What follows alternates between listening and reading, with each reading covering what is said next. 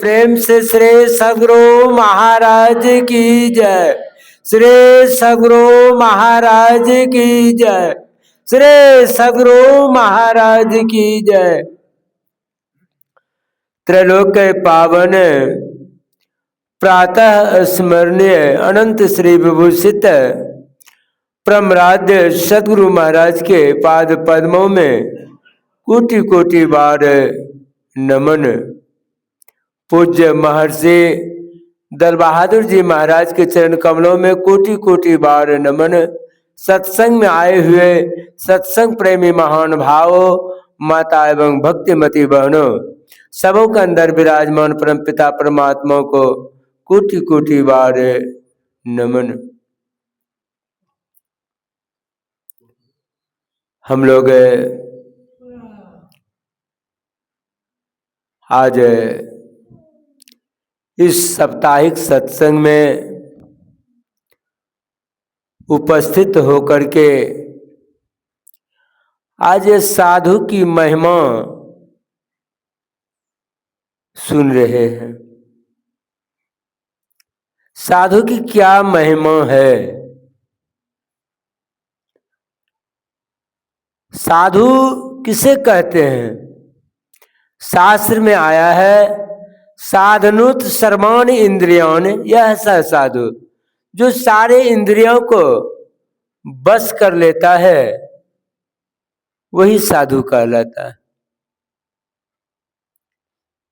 इंद्रियों को बस करना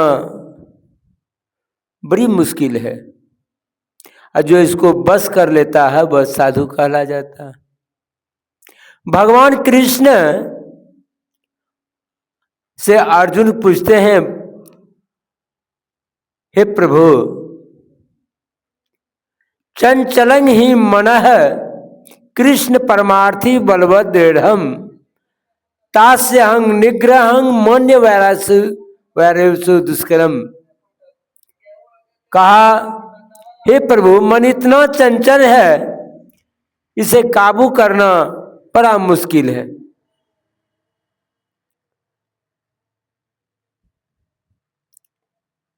यह 3.5 हाथ का मानव बड़े बड़े जानवर को बस कर लेता है, लेकिन अपना मन को बस नहीं कर पाता।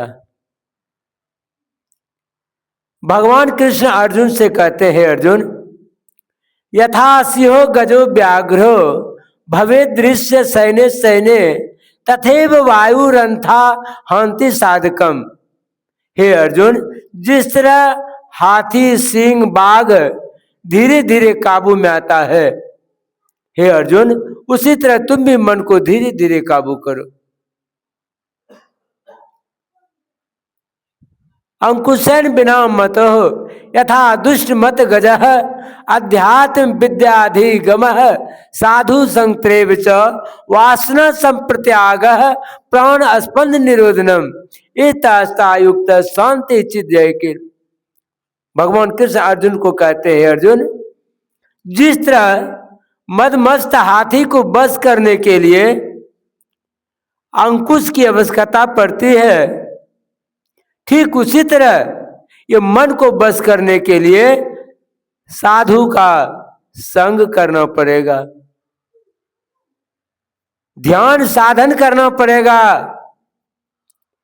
और प्राण स्पंद के बिना यह मन काबू नहीं होता। मन को बस करने के लिए साधु का संग चाहिए, जिसके संबंध में बहुत देर से हम साधु की महिमा के संबंध में सुन रहे हैं। साधु की क्या महिमा है?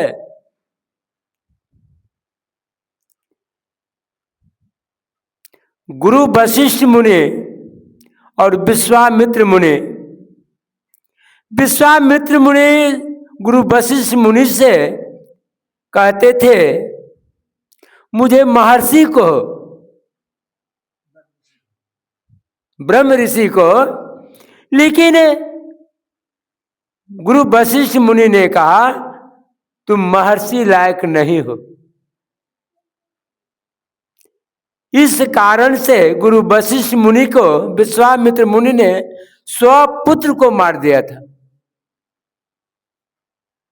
क्यों नहीं कहेगा तुम महर्षि?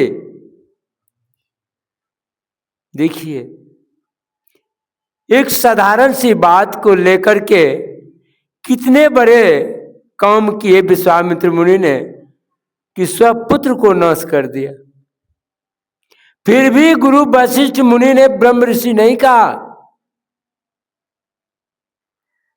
विश्वामित्र मुनि ने कहा अब जो है तुमको भी हम नहीं छोड़ेंगे, तुमको भी मार देंगे। जब स्वपुत्र को मार दिया तो एक को मारना कौन भारी बात है। एक दिन की बात है, गुरु वशिष्ठ मुनि आए और अपने पत्नी से कहा कि जल्दी भोजन करा, क्योंकि कब पहुंच जाएगा विश्वामित्र मुनि जो कि मुझे भी कत्ल कर देगा। भोजन करने के लिए बैठे गुरु वशिष्ठ मुनि। इतने में विश्वामित्र मुनि पहुंच गए। तलवार लेकर के दीवार के बगल में खड़ा है। आज जैसे निकलेगा गुरु वशिष्ठ मुनि तो आज जो है इसका सरधर अलग कर देंगे। तलवार लेकर के खड़ा है। गुरु वशिष्ठ मुनि ने अपना पत्नी से कहते हैं कि देवी, आज सब्जी में नमक नहीं डाली थी क्या? तो पत्नी कहती है कि पतिदेव घर में नमक नहीं था, इसी कारण बिना नमक का ही मैंने सब्जी को बना दिया। कहा बगल में विश्वामित्र मुनि का घर है, उसके यहां से तुम क्यों न नमक ले आए? कहा किसका बात आप कर रहे हैं? वह दुश्मन का बात जो कि मेरे सारे पुत्र स्वपुत्र को नाश कर दिया, उसके यहां से हम जाएंगे नमक लाने के लिए, उस दुश्मन के यहां से। गुरु वशिष्ठ मुनि ने कहा देवी, आखिर तो साधु है ना, आखिर साधु है। कहा है कबीर संगत साध की जो कि भूसी खा, खीर खार भोजन मिले साकट संग न जा। यदि साधु के यहां जो का भूसा का रोटी खाना पड़ जाए तो खा लेना चाहिए, लेकिन साकट के यहां खीर मिले तो नहीं खाना चाहिए। आखिर साधु है, क्यों न उसके यहां से नमक ले आए? यह सारा बात विश्वामित्र मुनि दीवार के बगल से सुन रहे थे और गुरु वशिष्ठ मुनि कह रहे थे आखिर तो साधु है। यह बात बड़ी चोट लगा विश्वामित्र मुनि को और जा करके तलवार उठा करके फेंक दिया और गुरु वशिष्ठ मुनि के चरण पर जाकर के गिर गया। आया था मारने के लिए और आकर के चरण पर गिर गया। कहा नमंती फलिनो वृक्षा नमंती गुणिनो जना, शुष्क वृक्ष से नो नमंती कदाचन। वृक्ष में जब फल लगता है तो लब जाता है। मानव को जब ज्ञान होता है वह भी नम्र हो जाता है, लेकिन सूखा हुआ वृक्ष लबता नहीं है, बशर्ते वह टूट जाता है। विश्वामित्र मुनि को ज्ञान हुआ, चरण पर जाकर के गिर गया और कहा, जैसे चरण पर गिरा गुरु वशिष्ठ मुनि ने कहा उठो ब्रह्म ऋषि उठो। देखिए, कहा उठो ब्रह्म ऋषि उठो, अब तुम ब्रह्म ऋषि कहलाने योग्य हो। अब तुम्हारे अंदर में कोई तरह का अहंकार नहीं रहा। और उठा करके अपने सीने से लगा लिया। देखिए, साधु चरित्र शुभ सरिस कपासो, निरस विशद गुणमय फल जासो। साधु का चरित्र कपास की तरह भला होता है। अभी सुन रहे थे कितना दुख सहता है साधु, तब वह दुख सह करके यह शरीर को ढकता है। ऐसे होते हैं साधु। संत तुकाराम जी महाराज बड़े विद्वान थे। संत तुकाराम जी महाराज कोई एक बार बाल मुड़वा करके कारखी चूना लगा दिए सर में, 10 किलो बैगन का मल्ला बना करके गला में डाल दिए और गधा पर चढ़ा करके समूचा बाजार घुमाए थे। हजारों आदमी संत तुकाराम जी के पीछे पीछे हाहाकार मचाने वाला खुशी मना रहे थे। मालूम हुआ तुकाराम जी की पत्नी को, कहा पतिदेव कितना यह निंदा शिकायत हो रहा है आपका, अब इस गांव में रहने लायक नहीं है, इस गांव को छोड़ देना ही अच्छा है। तुकाराम जी महाराज ने कहा अरे पगली, शादी जब किए थे तो बारात ले गए थे, देखो आज कितना पीछे में बारात है, कितना खुशी मना रहा है, और तुम कहते हैं कि तुम ये गांव को छोड़ देना ही अच्छा है। कितना खुशी हो रहा है, और पैदल नहीं सवारी पर बैठा करके शहर घुमा रहा है। और कहां तक कहूं, बिना पैसा का बाल मुड़वा दिया, डेंटल पेंटल कर दिया कि बाल जल्दी जन्मेगा नहीं। देखिए परमात्मा कितना दयालु होते हैं। आज 10 दिन से नमक रोटी खा रहे थे, सब्जी के लिए पैसा नहीं था, आज 10 किलो बैगन सुतर गया बिना पैसा का, तुम कहते हैं कि गांव छोड़ करके भागने में ही अच्छा है। देखिए साधु कैसे होते, साधु का अपमान किया, लेकिन साधु मान और अपमान से कोई मतलब नहीं है। ऐसे होते हैं साधु, इसको कहते हैं साधु। साधु चरित्र शुभ सरिस कपासो, निरस विशद गुणमय फल जासो। साधु का चरित्र कपास के तरह भला है। कहा साधु नांग दर्शनं पुण्य तीर्थं, भूताहि साधव कालन फलंते तीर्थ साधु संगम। साधु का दर्शन ही सबसे बड़ा तीर्थ कहलाता है। तीर्थ जाने से एक फल, संत मिले फल 4, और सदगुरु मिले अनेक फल, कहे कबीर विचार। तीर्थ जाने से एक फल मिलेगा, साधु महात्माओं का दर्शन से 4 फल, ऐसे पहुंचे हुए संत का दर्शन हो गया तो अनेकों फल का भागी बनेंगे आप। इसलिए साधु का महिमा कहा नहीं जाता। साध सम्मद की मसी करो, लेखन सब बन रहा, धरती सब कागज करो, गुरु गुण लिखा न जाए। कहां तक कहा जाए गुरु की महिमा, साधु की महिमा अगाध है। लक्ष्मी सरस्वती कवि पंडित साधु की महिमा कहने में लजाते हैं। विधि हरिहर कवि को विद्वानी, कहत साधु महिमा सचौनी। साधु की महिमा कहने में ब्रह्मा विष्णु महेश लक्ष्मी सरस्वती कवि पंडित लजाते हैं। सो मौसम कही जात न कैसे, असाक बनिक मणिगन गुण जैसे। वह महिमा मुझसे किस तरह कहने जाती है, जिस तरह साग बेचने वाला मणियों के गुणों को नहीं कह सकते। इतना साधु की महिमा है। इसलिए कहा बंदाओ प्रथम महीसुर चरण, मोह जनित संशय सवर्ण। पहले किसकी वंदना करना चाहिए? धरती पर के देवता को। धरती पर के देवता कौन है? स्वर्ग के देवता के संबंध में तो आप लोग जानते ही हैं कि स्वर्ग में 33 करोड़ देवी देवता। लेकिन आज तक बहुत लोगों से पूछिए कि धरती पर के देवता के संबंध में नहीं जानते हैं। धरती पर का देवता कौन है? धरती पर के देवता संत होते हैं, जो कि मोह का नाश करने वाला होता है।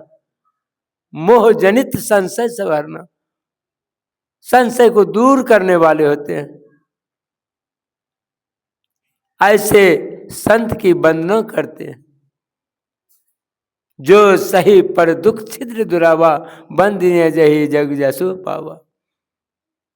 जो दूसरों के दुखों को छिपाते हैं वह अंत में बड़ाई करने योग्य पाते हैं।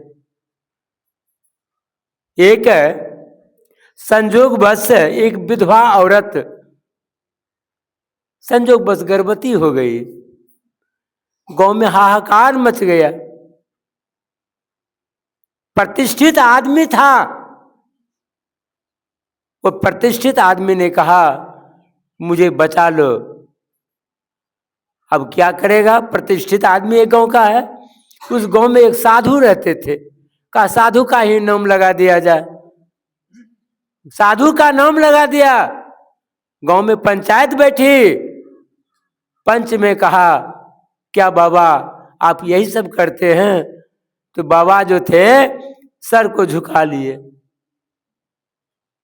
बाबा शर्म के मारे सर को झुका लेते हैं। और पंचायत में बाबा को जब मारना शुरू किया न, उनका चेला जो था, चेला को रहा नहीं गया। चेला ने कहा पंचायत में कि भाई साहब हमारे गुरुदेव ऐसे नहीं हैं। यदि आपको विश्वास नहीं है तो हम उस गर्भ में जो बच्चा पल रहा है वो बच्चा से बुलवा देते हैं कि किसका वह पुत्र है। इतना ही कहा कि बाबा जो थे, बाबा इतना गुस्सा हो गए चला पर। कहा देखो तुम आउट करना चाहते हो, अरे हमको भगा देगा गांव से। इस गांव में नहीं रह करके कुकरहन में रहेंगे, बरदेरा में जाकर के रहेंगे, बमोनीपुर में जाकर रहेंगे। साधु हैं, कहीं भी रह करके अपना ध्यान भजन करेंगे। लेकिन इस गांव का आदमी जमींदार है, प्रतिष्ठित आदमी है, उसका लाज उसको लगेगा। कैसे रहेगा गांव में? उसका लाज बचाना है ना। मार खा करके सह करके दूसरों को दोषों को बचा लिए। अंत में जाकर के समाज में लोग ने कहा, शिष्य गुरुदेव कहते हैं कि मैं दूसरों के दोषों को मैं छिपा करके रखता हूं। और अंत में वही बाबा बड़ाई करने योग्य हो गया। धन्य है बाबा आप। ऐसे होते हैं साधु, दूसरे को दोषों को छिपा करके अपना दुख सह लेते हैं। ऐसे होते हैं संत। इसलिए कहा साधु चरित्र शुभ सरिस कपासो, निरस विशद गुणमय फल जासु। साधु का चरित्र कपास के तरह भला होता है। जिस तरह से गर्मी पा करके मक्खन पिघलता है, ठीक उसी तरह संत जो होते हैं दूसरे को दुख देख करके दुखी होते हैं। इसको कहते हैं संत साधु। जो सारे चीज को साध करके अपने आप को प्राप्त कर लिया वही साधु कहलाने योग्य है। यदि जीवन को बनाना चाहते हैं तो इस सत्संग जो है, सत्संग यही है गंगा जमुना और सरस्वती की धारा। चलता फिरता यह तीर्थराज है। आज यहाँ कल वहाँ परसों वहाँ, चलता फिरता तीर्थराज कहते हैं इसको। इसलिए जीवन को बनाना चाहते हैं तो सत्संग भजन करते रहिए, आपका जीवन सार्थक होगा।